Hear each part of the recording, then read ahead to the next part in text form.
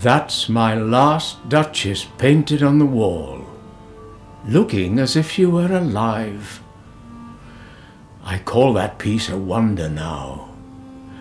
Frau Pandolf's hands worked busily a day, and there she stands. Will please you sit and look at her. I said Frau Pandolf by design, for never read strangers like you that pictured countenance, the depth and passion of its earnest glance.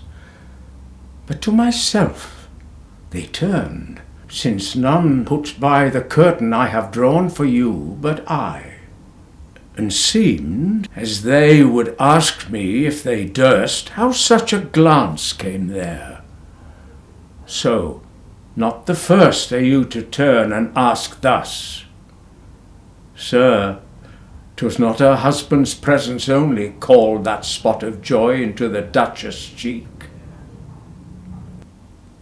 Perhaps Frau Pandolf chanced to say,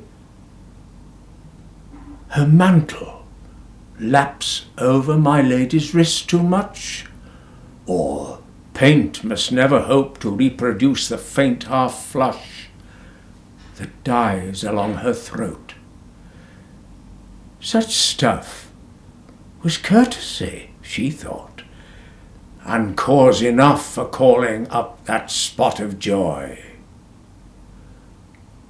She had a heart, how should I say, too soon made glad, too easily impressed.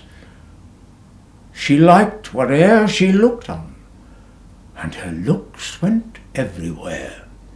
Sir, 'twas all one, my favour at her breast, the dropping of the daylight in the west, the bough of cherries some officious fool broke in the orchard for her, the white mule she rode with round the terrace, all and each would draw from her alike the approving speech, or blush at least.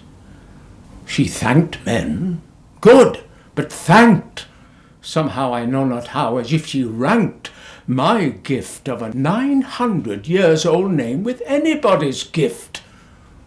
Who'd stoop to blame this sort of trifling? She even had you the skill in speech, which I have not, to make your will quite clear to such an one, and say just this or that in you disgusts me, here you miss or there exceed the mark. And if she let herself be lessoned so, nor plainly set her wits to yours forsooth, and made excuse, e'en then would be some stooping, and I choose never to stoop. Oh, sir, she smiled no doubt whene'er I passed her, but who passed without much the same smile? This grew. I gave commands. Then all smiles stopped together. There she stands, as if alive.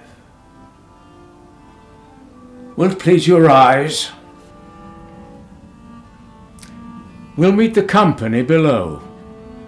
And I repeat, the Count your master's known munificence is ample warrant that no just pretence of mine for dowry will be disallowed, even though his fair daughter's self, as I avowed at starting, is my object. Nay, we'll go together down, sir. Notice Neptune, though, taming a seahorse, thought a rarity, which Claus of Innsbruck cast in bronze for me.